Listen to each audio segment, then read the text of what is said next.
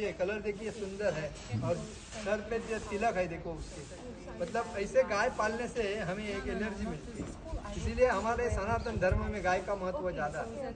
गाय से हमें क्या नहीं मिलता है, गाय को अगर सुबह को पहली रोटी कोई देता है अपने घर में पका के, तो उसके घर में कोई धान्य की कमी नहीं होती है। और गाय का दूध हमें इतना जीवन संप्रदाय करता है कि बच्चा को माँ का दूध नहीं मिला, अगर गाय का दूध देने के बाद भी वो बच्चा तंदुरुस्त बनता है, तो गाय। और इसीलिए हमें गाय की सेवा करनी चाहिए, ना कि बेच के उसको।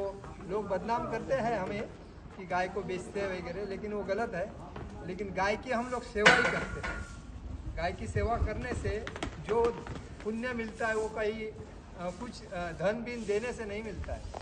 और जो श्रीमंती किसकी है इस दुनिया में, अगर श्रीमंत व्यक्ति कहा गया है तो जिसके पास ज़्यादा गाय है वही आदमी श्रीमंत है, अन्यथा जिनके पास पैसा संपत्ति है वो श्रीमंत नहीं है, वो चोर है।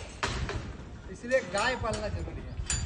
आज किसके पास न, भगवान श्री कृष्ण के पास 9 लाख गाय, और 9 लाख गाय आज भी इस वृंदावन में एक व्यक्ति के पास 70,000 से ऊपर गाय।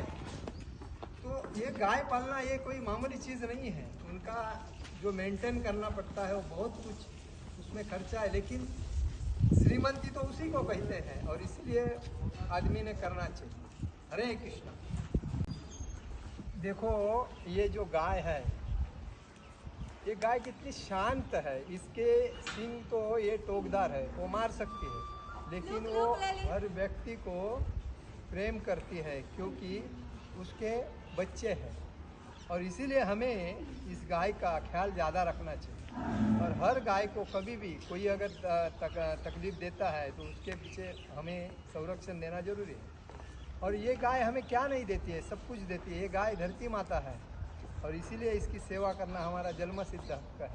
और ये गाय देखो, हम इतने प्यार से इसको अगर थोड़ी सी सेवा करते हैं तो हमें दूध जो देती है, वो दूध से कितने हजारों पदार्थ होते हैं। दूध का जो माखन बनता है वो तो भगवान कृष्ण के लिए तो बहुत प्यारा ही था। दूसरी बात दही भी, और दूसरी बात जो पनीर बनता है, वो पनीर से जो आदमी पनीर का सब्जी या जो भी बनाता है आइटम, तो उस आइटम से आदमी का शरीर तंदुरुस्त होता है। और दूध पीने से तो आदमी तंदुरुस्त होता ही है। तो इस गाय भले हो कुछ बासा खावे, गवत खावे या खराब चीज़ खावे, लेकिन वो यहाँ से खराब बोला गया उसको, लेकिन पीछे से यहाँ उसके 33 कोटि देवता है इसके अंदर। और इसीलिए गाय माता है, और हमारी 33 कोटि देवता इस गाय के अंदर रहते हैं। और ये इसे हमें हर दिन सेवा करनी चाहिए, इसके चरण छूने चाहिए। चरण छूने से जो पुण्य मिलता है वो कहा देवता के या भगवान के पास, मंदिर में कोई देवता के पास जाके नहीं मिलता। इसीलिए भगवान श्री कृष्ण को गाय सबसे प्यारी है। और इसीलिए हर व्यक्ति का फर्ज है कि हर व्यक्ति ने अपने घर में गाय पालना जरूरी है।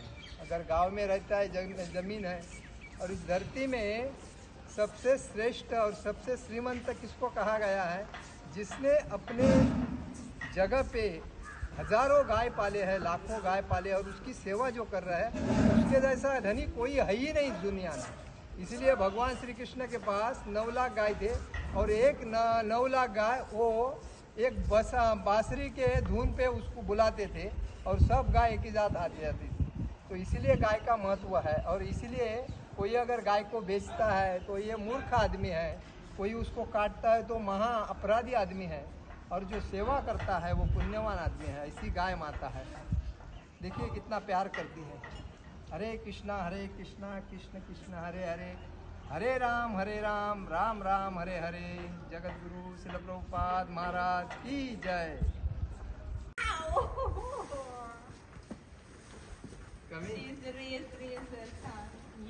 ये वृंदावन है, इसका नाम ये बुल का वृंदावन है, लेकिन ये बहुत दादागिरी करता है, सभी गाय को मारता है, लेकिन स्ट्रॉन्ग है अंदर से। ऊपर से लगता है ऐसा कमजोर, लेकिन कमजोर तो है नहीं, लेकिन स्ट्रॉन्ग है। लेकिन ऐसे गाय पालने से हमें एक ऑक्सीजन जो मिलता है वो बहुत कुछ करके देता है, कॉन्फिडेंस बढ़ाता है, ऑक्सीजन मिलता है। और दूसरी बात, जो गाय की जो सेवा है वो करने का आनंद जो मिलता है, दूसरा आनंद है ही नहीं उसके सामने कोई, इसलिए गाय पालना जरूरी है। हरे कृष्ण। ये वृंदावन चंद्र इसका नाम है। देखिए कितना आनंद है इसमें, और देख के ही प्रसन्नता लगती है, क्योंकि ये शांत है, किसी से पटता नहीं, किसी से जमता नहीं और किसके पास जाता नहीं पहली बार, लेकिन आनंद लेता रहता है हर गाय से। खाने का, शांत रहने का, डिस्टर्ब नहीं करना, यही इसका काम।